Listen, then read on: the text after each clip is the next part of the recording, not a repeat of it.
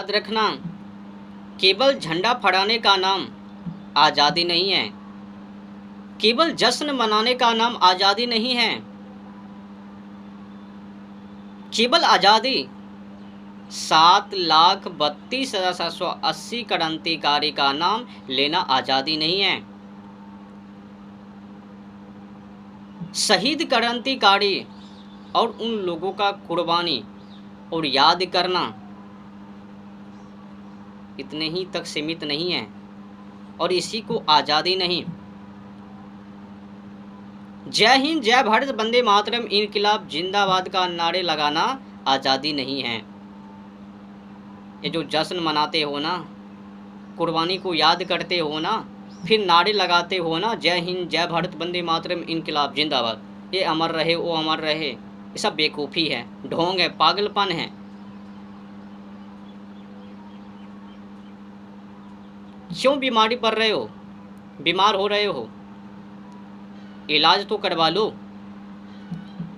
केवल नौटंकी करने मात्र से आज़ादी?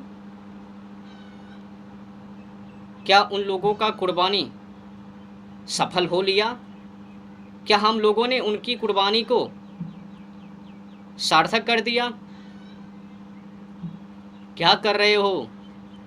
हम लोगों ने कहा क्रांतिकारी ओ जो अन्य घरों में पैदा होवे, खुद के घरों में नहीं। भारत के हर एक नागरिक के घरों में पुत्र हैं, पुत्री हैं, लेकिन कोई भी ऐसा व्यक्ति सामने नहीं आता है जो कह सके पुत्री हैं, तुम झांसी की रानी लक्ष्मीबाई बन जाओ, मदन भिखाजी कामा बन जाओ, दुर्गा भाभी बन जाओ।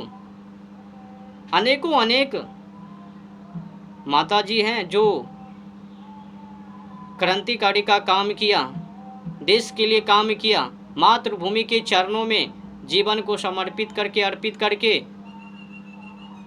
आगे बढ़े और क्रांति की गोरा अंग्रेजों के खिलाफ विरुद्ध लड़ाई लड़े, संघर्ष की। और पुरुषों में, युवकों में ढेर सारे हैं। टोटल 7,32,780 क्रांतिकारी हैं जिन्होंने आत्मसमर्पण करके मातृभूमि के चरणों में क्रांति किया और अंग्रेजों के विरुद्ध लड़ते लड़ते अंत बूंद तक संघर्ष किया और शहीद हुए। हम लोग तो यही चाहते हैं ना कि दूसरे के घरों में क्रांतिकारी पैदा होवे। भगत सिंह, राजगुरु, सुखदेव, लाला लाजपत राय, वासुदेव बलवंत फड़के, मंगल पांडे, हाँ, बटुकेश्वर दत्त, दूसरे के घरों में पैदा होवे। बाघा जतिन, वाची अय्यर, राधा कृष्ण, वल्लभाचार्य, ढेर सारे क्रांतिकारी हैं। अस्फाउल्लाह खान, और महिला में भी कई क्रांतिकारी हैं। इन लोगों ने क्रांति की, हकीकत में की, देश के लिए किया। लेकिन हम लोग क्या कर रहे हैं? जब जब शहीद क्रांतिकारी का या तो जयंती हो या तो शहीद दिवस हो, शहादत दिवस मना लेते हैं, जयंती मना लेते हैं और अपने अपने घरों में जाकर के सो जाते हैं। इन लोगों ने जिस मूल उद्देश्य से क्रांति किया है, देश के लिए लड़ाई लड़ी है, शहीद हुए हैं, क्या इन लोगों का विचार, इन लोगों का कुर्बानी सफल हो पाया है, सार्थक हुआ है? जरा अपने आप से पूछो तो। क्या बदलाव? इन लोगों ने लड़ाई लड़ी। केवल आज़ादी ही मेरा मूल उद्देश्य नहीं है, मूल मकसद नहीं है। तो किसी ने पूछा क्या है मूल उद्देश्य? तो इन गोरा अंग्रेजों के द्वारा कुरीतियाँ, कानून, नियम, व्यवस्था और पूंजीपति, उनको नष्ट करना है। गरीबों को बराबर मौलिक अधिकार दिलवाना है। और हम लोग पागलों की तरह धूमधाम से मनाते हैं। अच्छा बताओ, एक काला अंग्रेजों में और हम लोगों में क्या अंतर है? शहीद दिवस और जयंती ये लोग भी मनाते हैं और हम भी मनाते हैं, क्या अंतर है बताओ ज़रा? केवल तस्वीर के आगे खड़े हो जाने से, उनको नमस्कार करने से उन लोगों का कुर्बानी क्या सार्थक हो जावे, पूरा हो जावे, सफलता को प्राप्त कर लेवे? मूर्खता है, भूल है। और हम लोगों में जो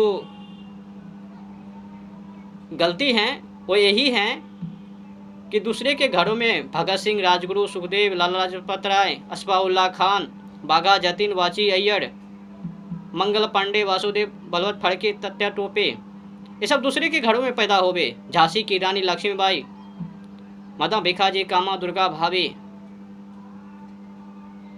चौधरी चौधरी, ये सब दूसरे के घरों में पैदा होवे। हाँ, सबके घरों में माँ है, बेटी हैं, पुत्र हैं, सब कुछ है, सब कोई है, लेकिन दूसरे के घरों में पैदा होवे, यही कल्पित कहानी है।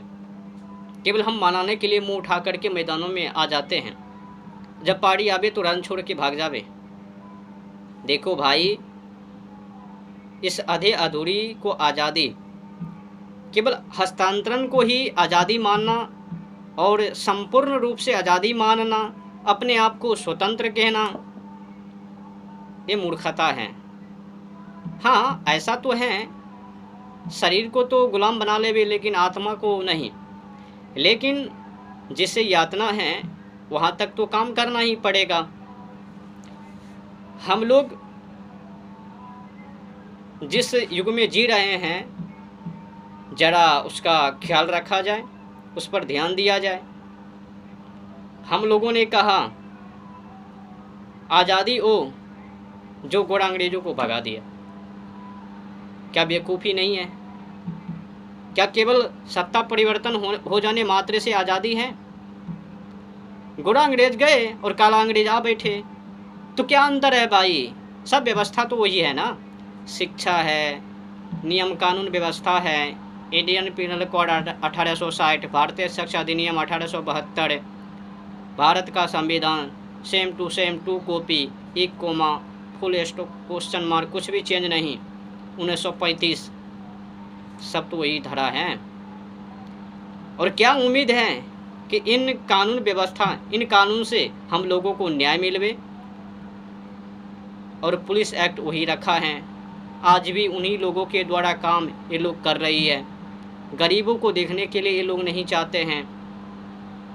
क्या कहूँ, मतलब एक तरफ लोग त्राही माँ कर रहे हैं, जिन लोगों के लिए 7,32,180 क्रांतिकारी गरीब परिवार का त्याग करके, ऐश जिंदगी का त्याग करके, हर एक सुख समृद्धि का त्याग करके मैदानों में उतरा और अंग्रेज के विरुद्ध लड़ाई लड़ी, क्रांति किया।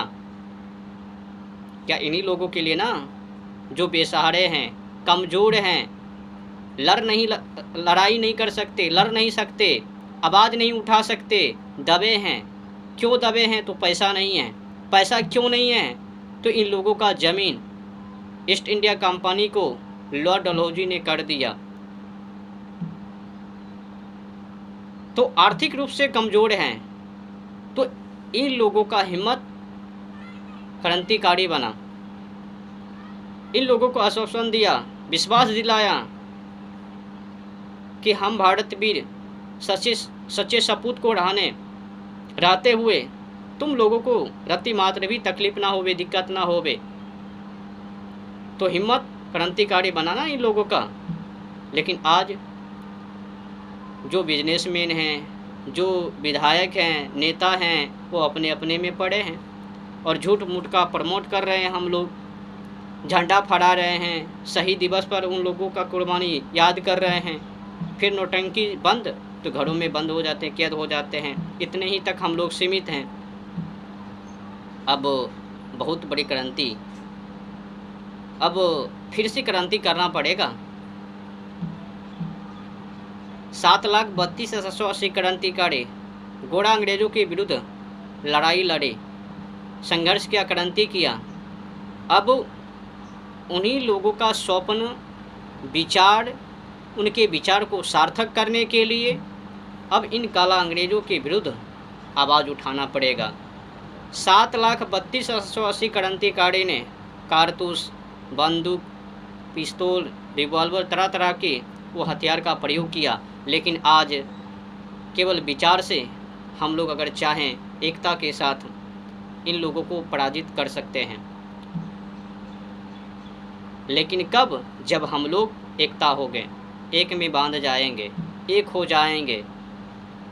जब तक एक नहीं होंगे, एकता में नहीं बंधेंगे, तब तक कोई चारा है ही नहीं। ये जो भी लोग दलितों का मसीहा बनवे और एक पार्टी का स्थापित करवे, वो पार्टी जीत जावे और इन लोगों को न्याय कभी ना दिलवावे।